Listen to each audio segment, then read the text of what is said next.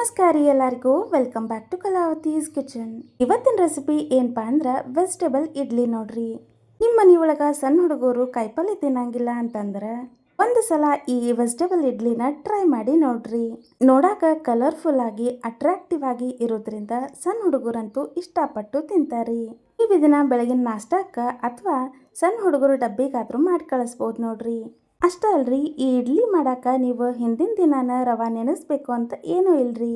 ನಿಮ್ಮ ಹತ್ರ ಜಸ್ಟ್ 30 ನಿಮಿಷ ಟೈಮ್ ಇದ್ರೆ ಸಾಕು ನೋಡ್ರಿ. ಹಿಂಗ ಪರ್ಫೆಕ್ಟ್ ಆಗಿರುವಂತಹ ವೆಜಿಟೇಬಲ್ ಇಡ್ಲಿನ ಮಾಡಬಹುದು ನೋಡ್ರಿ. ಹಂಗಾದ್ರೆ ಮತ್ತೆ ಆಗ್ತಾಡರಿ, ಈ ವೆಜಿಟೇಬಲ್ ಇಡ್ಲಿನ ಮಾಡೋದು ಹೆಂಗಂತ ನೋಡ್ಕೊಂಡ್ ಬರೋಣ ಬರ್ರಿ. ಈಗ ನೋಡ್ರಿ, ಮೊದ್ಲಿಗೆ ನಾವಿಲ್ಲಿ ಒಂದ್ ಕಡೆ ಬಿಸಿ ಮಾಡ್ಕೊಂಡಿವ್ರಿ. ಮತ್ತ ಅದಕ್ಕೀಗ ಒಂದ್ 2 ಟೀ ಸ್ಪೂನ್ ಆಗೋಷ್ಟು ನಾವಿಲ್ಲಿ ಎಣ್ಣೆ ಹಾಕೊಳತೀವಿ ನೋಡ್ರಿ. ಜಸ್ಟ್ 2 ಟೀ ಸ್ಪೂನ್ ಹಾಕೊಂಡ್ರೆ ಸಾಕ್ರಿ, ಜಾಸ್ತಿ ಏನು ಎಣ್ಣೆ ಹಾಕೊಳ್ಳುವಂತ ಅವಶ್ಯಕತೆ ಇಲ್ರಿ. ನೀವು ಬೇಕಾದ್ರೆ ಎಣ್ಣೆ ಬದಲಾಗಿ ಇಲ್ಲಿ ತುಪ್ಪಾನು ಉಪಯೋಗಿಸಬಹುದ್ರಿ. ಈಗ ಈ ಎಣ್ಣೆ ಬಿಸಿ ಆಗ್ತಿದ್ದಂಗ 1 ಟೀ ಸ್ಪೂನ್ ಆಗೋಷ್ಟು ಕಡ್ಲಿಬೇಳೆ ಮತ್ತು 1 ಟೀ ಸ್ಪೂನ್ ಆಗೋಷ್ಟು ಉದ್ದಿನ ಬೇಳೆ ಹಾಕೊಂಡಿವ್ರಿ. ಈಗ ಈ ಕಡ್ಲಿಬೇಳೆ ಮತ್ತು ಉದ್ದಿನ ಬೇಳೆ ಎರಡೂನು ಸ್ವಲ್ಪ 2 ಸೆಕೆಂಡ್ ವರೆಗೂ ಫ್ರೈ ಮಾಡ್ಕೋಬೇಕು ನೋಡ್ರಿ. ಸ್ವಲ್ಪ ಕಲರ್ ಚೇಂಜ್ ಆಗಿ ಒಂದ್ ಚಲೋ ಘಮ ಬರ್ತೈತೆ ನೋಡ್ರಿ, ಅಲ್ಲಿ ತನಕ ಹಿಂಗ ಫ್ರೈ ಮಾಡ್ಕೋಬೇಕ್ರಿ. ಮತ್ತು ಈ ಬ್ಯಾಳೆ ಫ್ರೈ ಆದ್ಮೇಲೆ ಇದಕ್ಕೆ 1 ಕಡ್ಡಿ ಆಗೋಷ್ಟು ಕರಿಬೇವನ್ನ ಹಿಂಗೆ ಸಣ್ಣಕ್ಕೆ ಕಟ್ ಮಾಡಿ ಹಾಕೊಂಡಿವಿ ನೋಡ್ರಿ. ಈ ಕರಿಬೇವನು ಅಷ್ಟೇ ರೀ, 2 ಸೆಕೆಂಡ್ ಫ್ರೈ ಮಾಡ್ಕೊಂಡ್ರೆ ಸಾಕಾಗತ್ರಿ. ಮತ್ತು ಈಗ ಈ ಒಗ್ಗರ್ನಿಗೆ ನಾವು 2 ಮೆಣಸಿನ್ಕಾಯಿನ ಹಿಂಗೆ ಸಣ್ಣಕ್ಕೆ ಕಟ್ ಮಾಡಿ ಹಾಕೊಳತ್ತೀವಿ ನೋಡ್ರಿ. ಈ ಇಡ್ಲಿನ ಸಾಂಬಾರು ಮತ್ತು ಚಟ್ನಿ ಜೊತೆ ಸರ್ವ್ ಮಾಡೋದ್ರಿಂದ ಇದಕ್ಕೆ ಜಾಸ್ತಿ ಏನು ಮೆಣಸಿನ್ಕಾಯಿ ಹಾಕೋಂಥ ಅವಶ್ಯಕತೆ ಇಲ್ರಿ. ಹಾಗಾಗಿ 2 ಮೆಣಸಿನ್ಕಾಯಿ ಹಾಕೊಂಡ್ರೆ ಸಾಕಾಗತ್ರಿ. ಈಗ ಈ ಮೆಣಸಿನ್ಕಾಯಿ ಹಿಂಗೆ ಫ್ರೈ ಆದ್ಮೇಲೆ ಇದಕ್ಕೆ ನಾವು 1.5 ಕಪ್ ಆಗೋಷ್ಟು ರವೆ ಹಾಕೊಳತ್ತೀವಿ ನೋಡ್ರಿ. ನಾವಿಲ್ಲಿ ಬಾಂಬೆ ರವೆ ತೊಗೊಂಡಿವಿ ನೋಡ್ರಿ, ಅಂದ್ರೆ ಚಿರೋಟಿ ರವೆ ರೀ. ಈಗ ಹಿಂಗೆ ಈ ರವೆ ಹಾಕೊಂಡ್ಮೇಲೆ 2 ನಿಮಿಷ ಆದರೂ ಇದನ್ನ ಹಿಂಗೆ ಚಲೋ ತಂಗಿ ಹುರ್ಕೋಬೇಕು ನೋಡ್ರಿ. ಈ ರವೆ ನಾವು ಎಷ್ಟು ಚಲೋ ತಂಗಿ ಹುರ್ಕೋತೀವಿ ನೋಡ್ರಿ, ನಾವು ಮಾಡುವಂಥ ಇಡ್ಲಿನೂ ಅಷ್ಟ ಚಲೋ ತಂಗಿ ಬರ್ತಾವ್ರಿ. ಸ್ವಲ್ಪ ಮೀಡಿಯಂ ಫ್ಲೇಮ್ ಒಳಗೆ 2 ರಿಂದ 3 ನಿಮಿಷ ಈ ರವೆ ಚಲೋ ತಂಗಿ ಹಿಂಗೆ ಫ್ರೈ ಮಾಡ್ಕೋಬೇಕ್ರಿ. ಮತ್ತು ಒಂದು ಚಲೋ ಘಮ ಬಂತು ಅಂತಂದ್ರೆ ಗ್ಯಾಸ್ನ ಆಫ್ ಮಾಡ್ಕೊರಿ. ಮತ್ತೀಗ ಈ ರವಾನ 10 ನಿಮಿಷ ತಣ್ಣಗಾಗಕ್ಕೆ ಬಿಡ್ಬೇಕು ನೋಡ್ರಿ. ಈಗ ನೋಡ್ರಿ, ನಾವಿಲ್ಲಿ ಒಂದು ಮಿಕ್ಸಿಂಗ್ ಬೌಲ್ ತೊಗೊಂಡಿವ್ರಿ. ಮತ್ತು ಅದಕ್ಕೆ ಆಗಲೇ ಹುರಿದು ಇಟ್ಕೊಂಡಿದ್ವಲ್ರಿ ರವೆ, ಅದನ್ನೆಲ್ಲಾನು ಹಾಕೊಳತ್ತೀವ್ರಿ. ಈಗ ನಾವಿಲ್ಲಿ ಹಾಕೊಳತ್ತಿರುವಂಥ ರವೆ ಕಂಪ್ಲೀಟಾಗಿ ತಣ್ಣಗಾಗೈತೆ ನೋಡ್ರಿ. ಇದು ಸ್ವಲ್ಪನೂ ಬಿಸಿ ಇರಬಾರ್ದ್ರಿ, ಕಂಪ್ಲೀಟಾಗಿ ಹಿಂಗೆ ತಣ್ಣಗಾಗಿರ್ಬೇಕ್ರಿ. ಈಗ ಈ ರವಾಗೆ ನಾವು 1 ಕಪ್ ಆಗೋಷ್ಟು ಮೊಸರು ಹಾಕೊಳತ್ತೀವಿ ನೋಡ್ರಿ. ನಾವಿಲ್ಲಿ ಯಾವ ಕಪ್ನಿಂದ ರವೆ ತೊಗೊಂಡಿವಿ ನೋಡ್ರಿ, ಅದೇ ಕಪ್ನಿಂದ ನಾವಿಲ್ಲಿ 1 ಕಪ್ ಆಗೋಷ್ಟು ಮೊಸರು ಹಾಕೊಳತ್ತೀವ್ರಿ.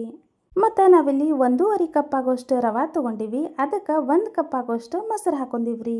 ನೀವೇನಾರ 1 ಕಪ್ ರವೆ ತೊಗೊಂಡ್ರಿ ಅಂತಂದ್ರೆ ಒಂದು ಅರ್ಧ ಕಪ್ ಆಗೋಷ್ಟು ಮೊಸರು ಹಾಕೊಂಡ್ರೆ ಸಾಕಾಗತ್ರಿ. ಈಗ ಹಿಂಗೆ ಮೊಸರು ಹಾಕೊಂಡ್ಮೇಲೆ ಇದಕ್ಕೆ 1 ಕ್ಯಾರೆಟ್ನ ಹಿಂಗೆ ಸಣ್ಣಕ್ಕೆ ಕಟ್ ಮಾಡಿ ಇಟ್ಕೊಂಡಿವಿ ನೋಡ್ರಿ, ಅದನ್ನು ಹಾಕೊಳತ್ತೀವ್ರಿ. ಮತ್ತು ಇದ್ರ ಜೊತೆಗಿನ ಒಂದು ಅರ್ಧ ಕಪ್ ಆಗೋಷ್ಟು ಬೀನ್ಸ್ನು ಹಿಂಗೆ ಸಣ್ಣಕ್ಕೆ ಕಟ್ ಮಾಡಿ ಇಟ್ಕೊಂಡಿವಿ, ಅದನ್ನು ಹಾಕೊಳತ್ತೀವಿ ನೋಡ್ರಿ ಈ ರವಾಕ್ಕೆ.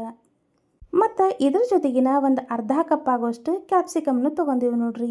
ಮತ್ತು ನಾವಿಲ್ಲಿ ತೊಗೊಂಡಿರುವಂಥ ಈ ಕ್ಯಾಪ್ಸಿಕಮ್ ಖಾರ ಏನು ಜಾಸ್ತಿ ಇಲ್ರಿ, ಖಾರ ಕಡಿಮೆ ಇರುವಂತಹ ಕ್ಯಾಪ್ಸಿಕಮ್ನ ಹಾಕೋರಿ.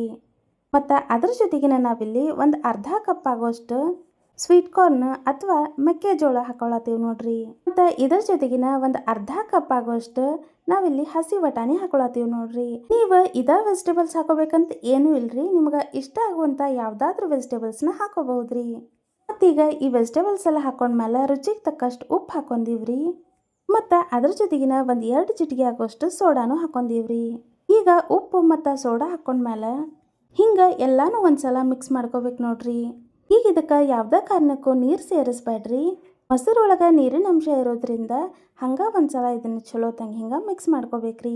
ಮತ್ತು ಹಿಂಗೆ ಮಿಕ್ಸ್ ಮಾಡ್ಕೊಂಡಾದ್ಮೇಲೆ ನಾವೀಗ ಇದಕ್ಕೆ ನೀರು ಹಾಕೊಳತ್ತೀವಿ ನೋಡ್ರಿ. ಹಿಂಗೆ ನೀರು ಸೇರಿಸುವಾಗೂ ಅಷ್ಟೇ ರೀ, ಒಂದೇ ಸಲಕ್ಕೆ ಜಾಸ್ತಿ ನೀರು ಹಾಕೋಬೇಡ್ರಿ, ನೋಡ್ಕೊಂಡು ಅವಶ್ಯಕತೆ ಅನಿಸಿದಷ್ಟು ನೀರು ಹಾಕ್ಕೊಂಡು ಹಿಂಗೆ ಚಲೋ ತಂಗಿ ಮಿಕ್ಸ್ ಮಾಡ್ಕೋಬೇಕ್ರಿ.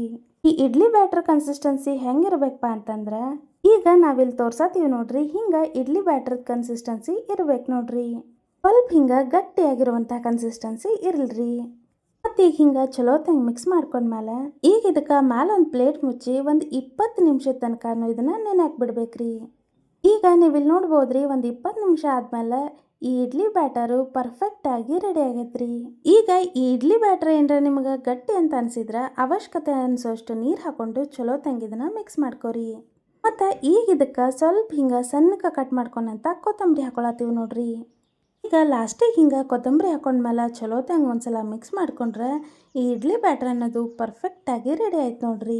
ನೀವು ರೆಡಿ ಮಾಡ್ಕೊಂಡಂಥ ಇಡ್ಲಿ ಬ್ಯಾಟ್ರ್ ಈ ಕನ್ಸಿಸ್ಟೆನ್ಸಿಗೆ ಇತ್ತು ಅಂತಂದ್ರೆ ನೀವು ಮಾಡುವಂತಹ ಇಡ್ಲಿ ಪರ್ಫೆಕ್ಟಾಗಿ ಬರ್ತಾವೆ ನೋಡ್ರಿ. ಈಗ ನೋಡ್ರಿ ಇಡ್ಲಿ ಸಾಚೆ ತೊಗೊಂಡಿವಿ, ಅದಕ್ಕೆ ಸ್ವಲ್ಪ ಹಿಂಗೆ ಬ್ರಷ್ನಿಂದ ಎಣ್ಣೆ ಹಚ್ಕೊಳತ್ತೀವ್ರಿ. ಹಿಂಗೆ ಎಣ್ಣೆ ಹಚ್ಕೊಳ್ಳೋದ್ರಿಂದ ಇಡ್ಲಿ ಸ್ವಲ್ಪನೂ ಅಂಟ್ಕೊಲಾರ್ದಂಗೆ ಚಲೋ ತಂಗಿ ಬರ್ತಾವೆ ನೋಡ್ರಿ. ಇಡ್ಲಿ ಸಾಚಕ್ಕೆ ಚಲೋ ತಂಗಿ ಎಣ್ಣೆ ಹಚ್ಕೊಂಡ್ಮೇಲೆ ನಾವು ಆಗಲೇ ರೆಡಿ ಮಾಡಿ ಇಟ್ಕೊಂಡಿದ್ವಲ್ರಿ ಇಡ್ಲಿ ಬ್ಯಾಟ್ರ್, ಅದನ್ನು ತೊಗೊಂಡು ಹಿಂಗೆ ಇಡ್ಲಿ ಸಾಚಕ್ಕೆ ಹಾಕೊಳ್ಳೋದ್ರಿ. ನಿಮ್ಗೆ ಈ ಇಡ್ಲಿ ಯಾವ ಸೈಜಿಗೆ ಬೇಕು ಅನ್ನೋದನ್ನು ನೋಡಿಕೊಂಡು ಬ್ಯಾಟರ್ನ ಹಾಕೊಳ್ರಿ. ಮತ್ತು ಹಿಂಗೆ ಎಲ್ಲ ಸಾಚೆಗೂ ಬ್ಯಾಟ್ರ್ ಹಾಕೊಂಡ್ಮೇಲೆ ಈಗ ಇದನ್ನು ಇಡ್ಲಿ ಪಾತ್ರೆ ಒಳಗಿಟ್ಟು ಬೇಯಿಸ್ಕೊಳ್ಳೋದು ನೋಡ್ರಿ. ಮೇಲೆ ಮುಚ್ಚಳ ಮುಚ್ಚಿ ಒಂದು 10 ನಿಮಿಷ ಇದನ್ನು ಲೋ ಫ್ಲೇಮ್ ಒಳಗೆ ಬೇಯಿಸ್ಕೊಂಡ್ರೆ ಸಾಕ್ರಿ.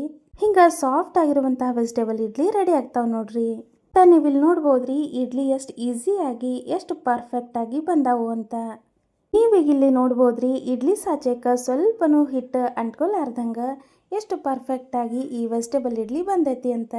ಇಡ್ಲಿ ಅಷ್ಟು ಸಾಫ್ಟಾಗಿ ಮತ್ತು ಅಷ್ಟು ಟೇಸ್ಟಿಯಾಗೂ ಇರ್ತಾವೆ ನೋಡ್ರಿ. ಮತ್ತು ಈ ಇಡ್ಲಿ ತೆಗ್ಯಾಕೂ ಅಷ್ಟೇ ರೀ, ಒಂದು ಸ್ಪೂನ್ನಿಂದ ಹಿಂಗೆ ತಕೊಂಡ್ರೆ ಆಯ್ತು ರೀ, ಭಾಳ ಈಸಿಯಾಗಿ ಬರ್ತಾವೆ ನೋಡ್ರಿ. ನೋಡಿದ್ರಲ್ರಿ ಈ ವೆಜಿಟೇಬಲ್ ಇಡ್ಲಿ ಮಾಡೋದು ಎಷ್ಟು ಈಸಿ ಆಗಿತ್ತು ಅಂತ. ಈ ರೆಸಿಪಿ ನಿಮ್ಗೆಲ್ಲರಿಗೂ ಇಷ್ಟ ಆಗೈತಿ ಅಂತ ಅನ್ಕೋತೀವ್ರಿ. ರೆಸಿಪಿ ಇಷ್ಟ ಆಗಿದ್ರೆ ವಿಡಿಯೋಕ್ಕೆ ಲೈಕ್ ಶೇರ್ ಕಮೆಂಟ್ ಮಾಡೋದನ್ನು ಮರಿಬೇಡ್ರಿ. ಮತ್ತು ಇಂಥ ಮತ್ತಷ್ಟು ಅಡುಗೆಗಳನ್ನ ನೋಡಬೇಕು ಅಂದರೆ ನಮ್ಮ ಯೂಟ್ಯೂಬ್ ಚಾನಲ್ನ ಸಬ್ಸ್ಕ್ರೈಬ್ ಮಾಡ್ಕೊರಿ. ವೆಜಿಟೇಬಲ್ ಇಡ್ಲಿನ ನೀವು ಚಟ್ನಿ ಅಥವಾ ಸಾಂಬಾರ್ ಜೊತೆಗೆ ಸರ್ವ್ ಮಾಡ್ಬೋದ್ರಿ. ಮತ್ತು ನೀವಿಲ್ಲಿ ನೋಡ್ಬೋದ್ರಿ ಈ ವೆಜಿಟೇಬಲ್ ಇಡ್ಲಿ ಎಷ್ಟು ಸಾಫ್ಟಾಗಿ ಬಂದಾವು ಅಂತ. ಮತ್ತು ಈ ಒಂದು ರೆಸಿಪಿ ನೋಡಿದ್ದಕ್ಕೆ ಧನ್ಯವಾದಗಳ್ರಿ.